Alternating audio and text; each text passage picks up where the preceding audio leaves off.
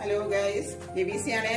അപ്പോൾ നമുക്ക് ഇന്നൊരു മസാല ദോശ ഉണ്ടാക്കാം. അപ്പോൾ കണ്ടില്ലേ, ഇത് നമ്മൾ 2 ഗ്ലാസ് അരിയ, 1 ഗ്ലാസ് ഉഴുന്ന്, കുറച്ച് ഉലുവ, ഒരു തവി ചോറ്, ഉപ്പും ഒക്കെ ചേർത്ത് നമ്മളിത് തലേന്നേ നമ്മൾ അരച്ചു വെച്ചതാണ് ഈ മാവ്. അപ്പൊ ഇത് കണ്ടില്ലേ, നല്ല അടിപൊളിയായിട്ട് ഇത് പൊങ്ങി വന്നിട്ടുണ്ട്.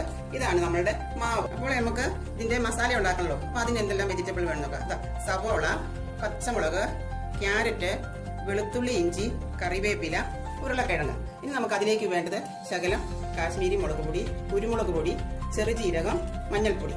അപ്പോൾ നമുക്കിത് ഒന്ന് മസാലയാക്കിയിട്ട് വരാം. ആവശ്യത്തിനുള്ള ഉപ്പും ചേർക്കാം. ഇത് നോൺ സ്റ്റിക്കറിൽ നമ്മൾ ആദ്യം പച്ചവെള്ളമാണ് കുടയുന്നത്. അതിനുശേഷം നമുക്ക് മാവ് ഒഴിക്കാം.